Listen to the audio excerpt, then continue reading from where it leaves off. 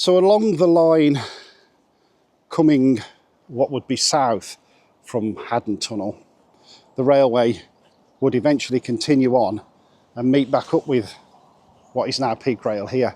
But obviously everything from here on in is missing. Or so I thought till I did a little bit of research. And it turns out that although we've been walking this way many, many times, I've not really looked for what is blatantly obvious. So I'm going to do a little bit of detective work, and I've done a bit of research which is very strange for me. So as we come out of the entrance stroke exit of Peak Rail, you can see what's left of some old railway line disappearing under there. And this would continue on, as well as what is now Rowsley South being the station. It wasn't years ago. That was actually just an engine yard, and then all up here where all these buildings are and everything was a massive sidings. So it is mad to think that this woods that we're walking in now used to be a massive railway sidings and locomotive storage yard, I guess. To the left of me is the River Derwent, and that was the boundary of the railway. Yeah, so many tracks along here, and it was mad when I started researching it to see what used to be here. I'm not expecting to see a great deal of, if anything, what's left of the railway in here, but quite looking forward to when we actually meet up with the road. That's where sort of the real remnants of the railway start. And it's also very interesting, I didn't realise Rowsley itself actually had 2 stations. Ignoring the fact that Peak Rail have got their own station now. I mean, back in the day when this was an active railway. One of them still exists and is actually the centrepiece of Peak Village Shopping Centre. So you can see in the woods, these are obviously remnants of the railway. You've got a stone wall of some kind there, going up to some sort of platform there that something would have stood on. More evidence of something there. Right, so obviously building evidence here knocking about, and Heather's just discovered this, which is obviously some sort of circular building. I'm guessing possibly the base for a water tower or something. And it is just a guess. Again, something else there, like a platform of some kind, stone platform.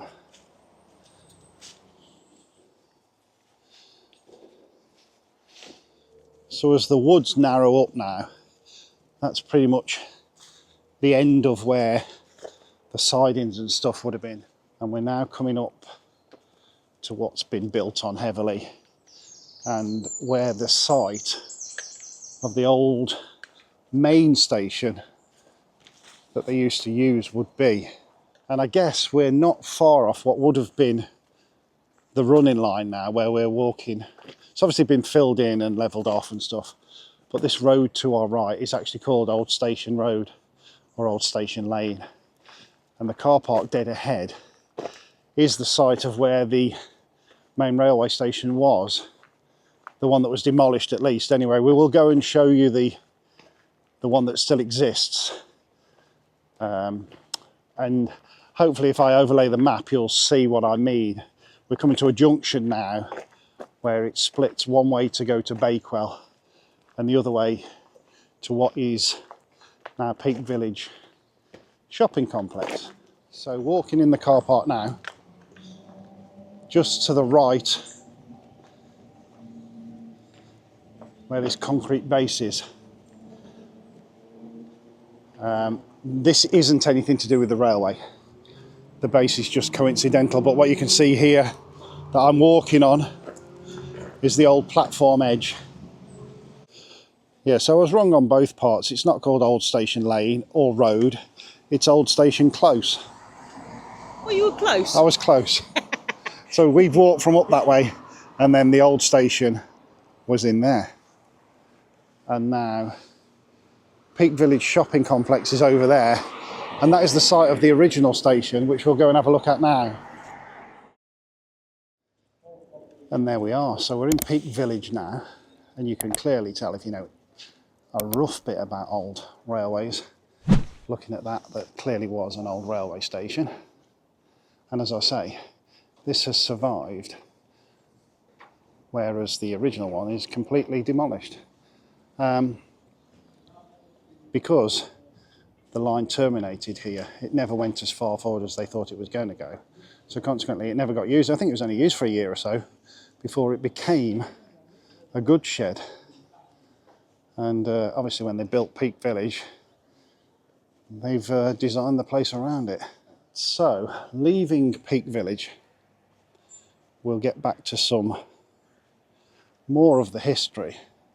And believe it or not, the pub that exists down here, the Grouse and Claret, which we have frequented occasionally, is actually an original Midland Railway hotel.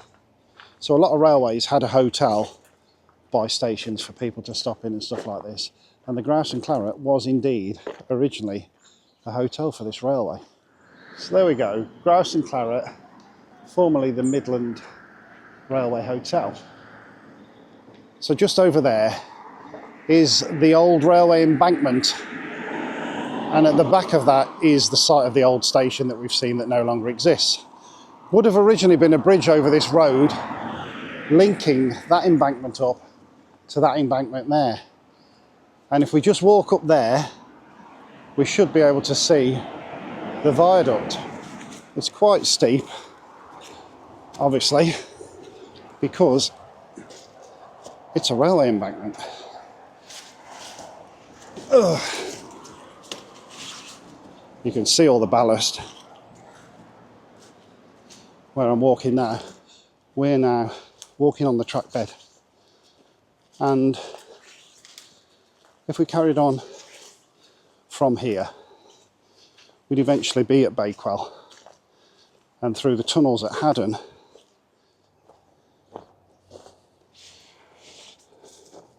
So here we go, on top of Rowsley Viaduct. And if I was standing here now, the trains coming towards me would be southbound, and then we'd be northbound on this side. So going to Manchester that way and going to Matlock that way. You can see the campsite there at the back of the Grouse and Claret. These here would have been the signal carrying cables. As with anything, when you're on top of a viaduct, it's not really that interesting because you can't see what's underneath. I'm going to try and go to the graveyard and see it from that way and show you it.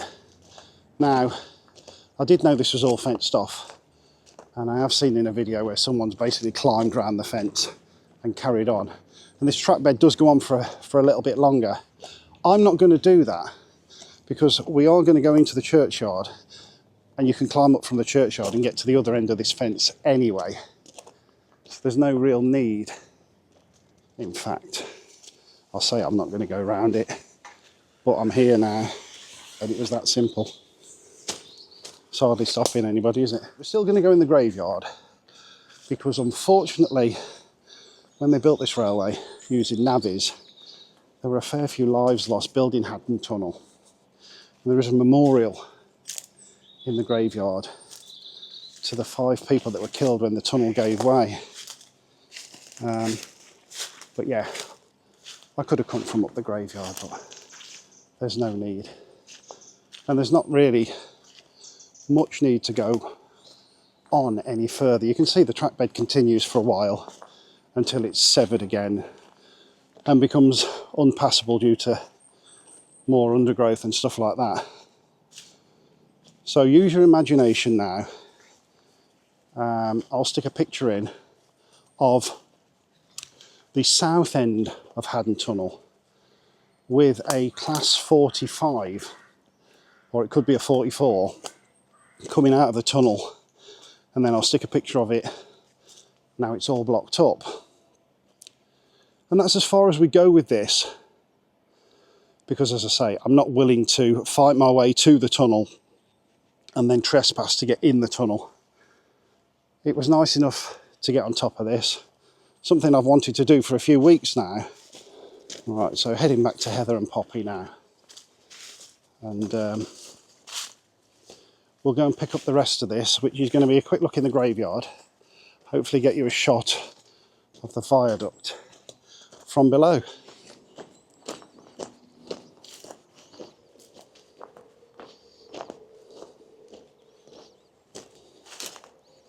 So that's the A6 bridge over the river there that we stood on. I think we've got to head back that way to get to the church. We're going to have a walk up to St Katharine's Church and have a look at the memorial for the 5 men that lost their lives building Haddon Tunnel. But also up here, you should be able to see what's left of the bridge over this road that would then have taken the railway on. So we're just still going up Church Lane. But what you can see there is where I've just walked across the viaduct, nearly at the church, and you can see now these abutments. This is actually what would have been a bridge. I walked to the end here when I came on top of the viaduct, and then, as I say, that side there now will carry on towards Haddon Tunnel and eventually Bakewell and Manchester beyond. We'll go and see if we can find this memorial. Okay, so just down here.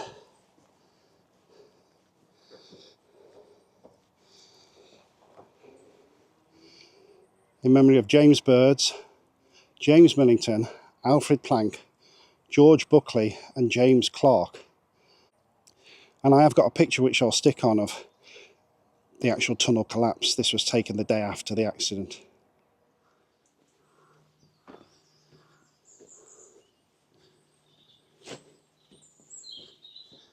Just come down into the field. So you've got your 4 arches there, and then the end there.